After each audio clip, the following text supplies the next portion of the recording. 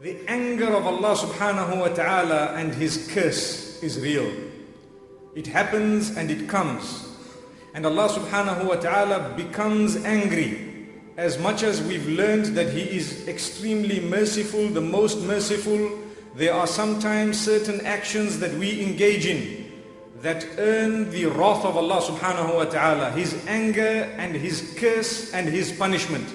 The Quran has addressed us as well as all mankind regarding the anger and wrath of Allah subhanahu wa ta'ala. The idea of that is for us to take heed. We must make sure we are not engaged in those type of deeds. Because believe me, if you know, may Allah protect us, that a very, very powerful human being is extremely angry with you, I think it would give you sleepless nights. More so if we are to give you even a cheaper example. If you witness an angry lion outside there, nobody will leave this masjid. May Allah protect us. We are ready to fear an animal, and we are not prepared to fear the creator of the entire creation. May Allah subhanahu wa ta'ala save us from hypocrisy. The first issue we need to remember is in Surah Al-Fatiha, which is the opening surah of the Quran. Allah subhanahu wa ta'ala makes mention of a dua. And I've mentioned this dua where Allah subhanahu wa ta'ala says, Ihdina as-sirata al-mustaqim. Guide us to the straight path. That is by far the most important prayer that anyone could make. Guide me to the straight path, O my Creator. Guide us all to the straight path, O the one who has created myself and yourselves. Ameen. Now the rest of the surah is connected to what the straight path is. It is the path of those whom Allah has favored, which means the prophets, the messengers, those who believe and do good deeds. And we continue to say, Ya Allah, save us from those who have earned your anger and those who have gone astray. So the meaning of the straight path is mentioned in the same surah, and we repeat it so many times.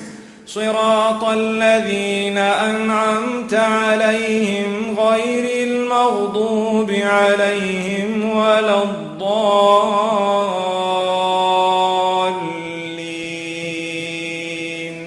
And we all find ourselves saying Ameen. We ask Allah to grant us that dua. Ya Allah, grant us the path of those whom you have favored, and do not grant us the path of those who have earned your anger.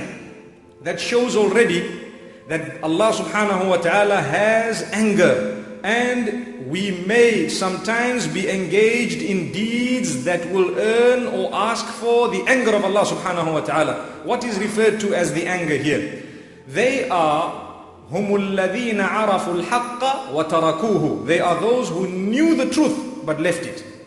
That is who is being referred to by those who have earned the wrath of Allah subhanahu wa ta'ala. The people of the book as well as all others who have known the truth. They knew what the truth was. They knew that this is what we are waiting for. We are waiting for this sign and that sign. When the messenger came to them with all those signs, they preferred to cover their book and turn it and twist it and hide it. And they preferred not to accept the message solely because of the fact that he was from amongst the Arabs and he was not from amongst them. The same applies to every single one of us.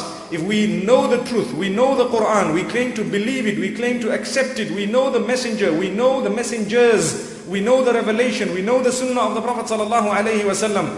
If we then reject it and turn away from it, we will earn the wrath of Allah subhanahu wa ta'ala. And if Allah is angry with us, believe me, it spells doom for us. May Allah subhanahu wa ta'ala protect us.